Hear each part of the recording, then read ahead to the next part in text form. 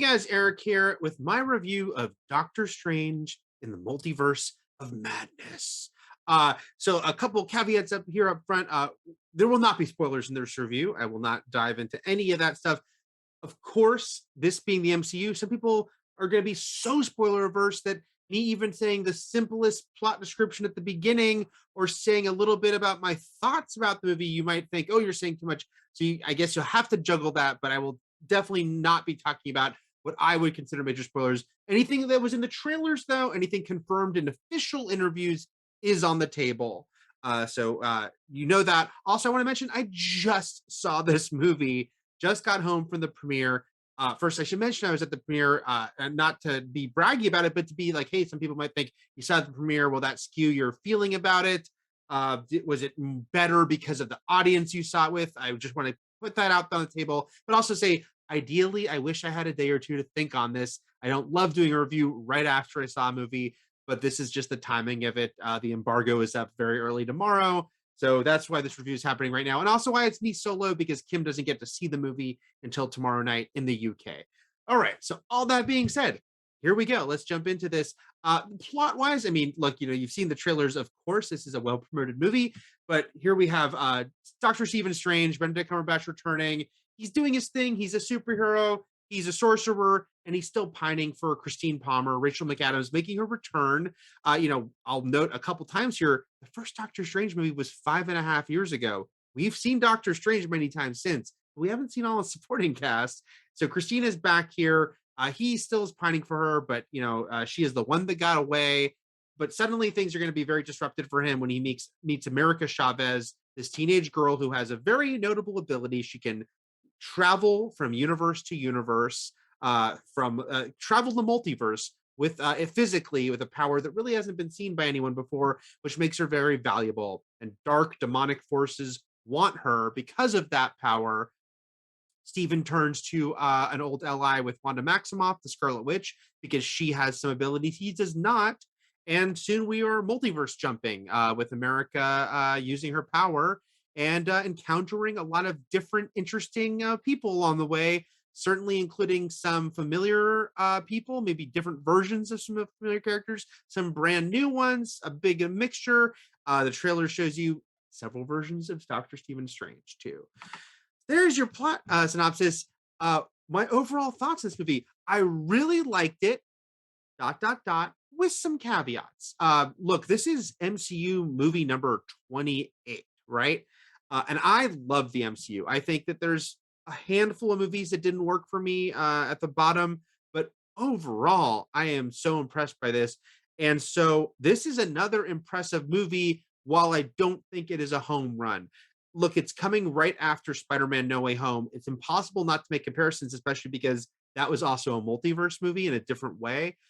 It doesn't reach the heights of Spider-Man No Way Home, but there is a lot to still really enjoy here. First and foremost, the Sam Raimi of it all. This is a no Spider-Man joke intended, a homecoming for Sam Raimi, because he is once more working in the world of Marvel 15 years after Spider-Man 3, a guy who was integral in building up what Marvel could be on the big screen, but then did not work in the MCU proper. Here he is returning to the MCU. And this movie feels like Sam Raimi start to finish. And I think that's something that a lot of us wondered, was would he get to sort of go all out? And I think he does. I think that there are sequences in this movie where it is so pure Sam Raimi. Inanimate objects becoming animated, a point of view shot hurtling cameras at doors, cameras hurtling at people's faces. There are so many great Raimi-esque moments. And if you are a fan of his Evil Dead work, you will be quite delighted here. I mean, he really gets to do sort of his thing in a way, even more than the Spider-Man movies. And I love his first two Spider-Man movies, not three as much. But here you just feel the Sam Raimi of it all. So what gives me pause? I would say that the movie has what I tweeted out after I saw it, a herky-jerky feel to it a bit. There is a stop and start feel to this movie, somewhat episodic feel to this movie. And maybe that's innate in the fact that they are universe jumping and there's going to be kind of like, what's going to happen in this world now? But I do think the momentum doesn't keep up the whole movie. And there are some times where I felt it slowing down, and then it would pick up again, because then there'll be kind of a couple of heavy exposition scenes, right? And then suddenly you get Sam Raimi getting to go all out in a way that is just super fun. But I did feel those moments where it slowed down, right? And that is, I think, what gives me pause here about saying like this just completely works. Doesn't all work, but the stuff that works really works very well. What's interesting about this movie also is that it is a true sequel to Doctor Strange. And I mean that because it's been 5.5 years. Doctor Strange has appeared in several other Marvel movies, and they are not ignored here. What happened certainly in Avengers Infinity War and Endgame is, of course, not ignored. But we're picking up a lot of threads, supporting characters that we haven't seen since that first movie. And I think this movie is in some ways maybe a little smaller than people thought it would be, which is I think people were maybe getting ahead of themselves thinking this is going to be an Avengers level like mythology in the MCU, sort of an anthology episode, a game changing movie. Notable things happen in this movie. They're not small at all. They are literally universe jumping, but at the same time, it is focused on the world of Doctor Strange, and that's not a bad thing necessarily. But I do think it's an important thing for expectations and what people kind of bring into this movie. I'm not going to talk about the cameos. Only, there's one actor's name I'll say because it's been completely confirmed that he is present in this movie, both by hearing him in the trailer and the actor admitting it, and the actor being at the world premiere just now. So it's definitely public and Marvel confirmed that Patrick Stewart is in this movie. I won't say anything about his role, except that it's cool to see Patrick Stewart in this movie. There are other notable people that are popping up in some interesting roles, but this movie is not wall to wall cameos. And I actually think that's a good thing because there is the version of this movie that just kind of like the version of Spider-Man No Way Home that wouldn't have worked, that was just overwhelmed by cameos to the point that it's like, what is even the center of this movie? And it's not that. But I do, again, expectations keeping in check. I think people need to be like, hey, you're going to get some cool stuff in this movie, but maybe don't expect it to be like, 50 scenes of giant cameos. I don't think a movie would be good that did that. There's a reason people kind of snark on Ready Player One as being at best kind of fun because you can only take so many cameos. I really loved Elizabeth Olsen in this movie, returning as Wanda Maximoff. I loved her in WandaVision. And here she gets to do some really cool stuff and play a lot of layers. You've seen in the trailer that there's some different versions of Wanda at work here as well.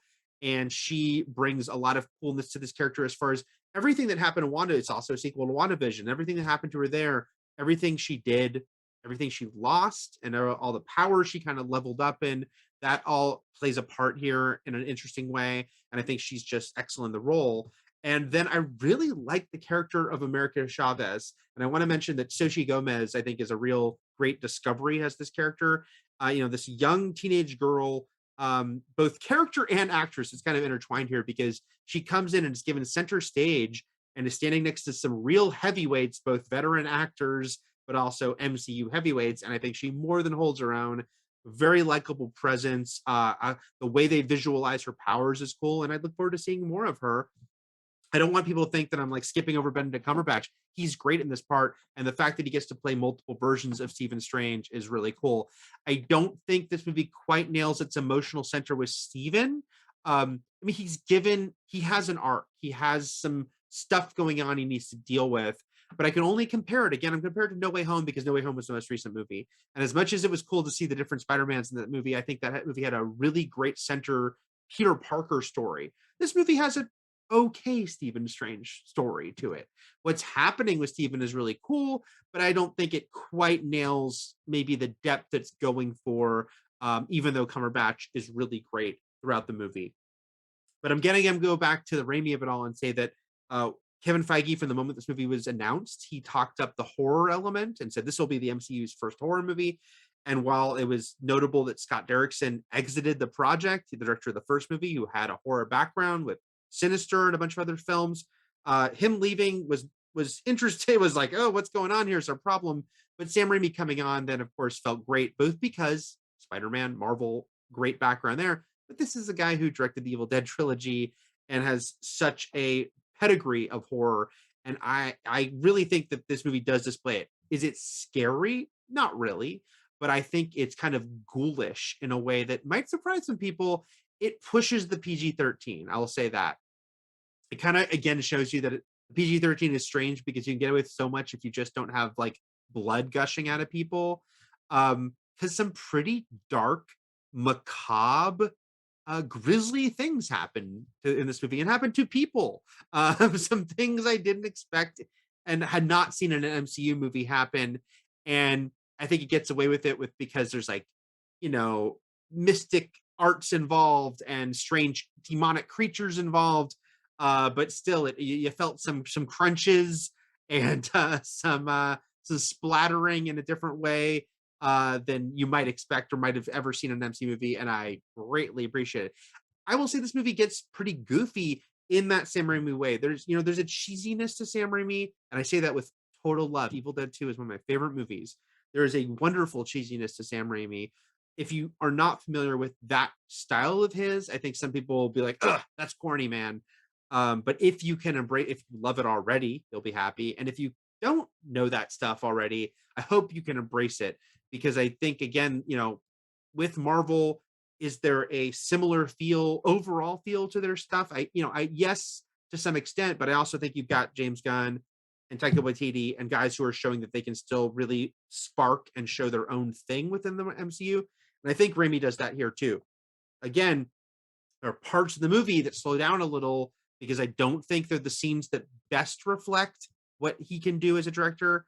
But when they let him cut loose, which is a lot of the movie, that is when I think it really shines. I'll say another criticism maybe is that maybe they could have cut a character or two from this movie. I was thinking, looking at it, Chiwetel Ejiofor is such a wonderful actor, and what's been going on with Mordo has been a question lingering since the first Doctor Strange.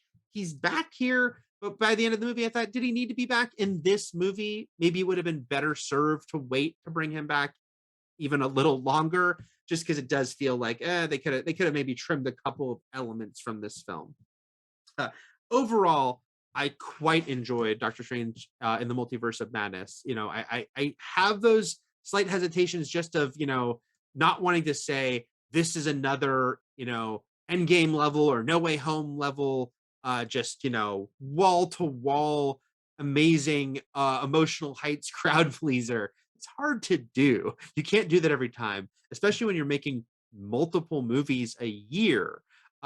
This is probably mid-level MCU, but when their batting average is that high, mid-level MCU to me still pretty damn great. In the scheme of things, I look at these 28 movies they've made, and the amount of actual whiffs is so low.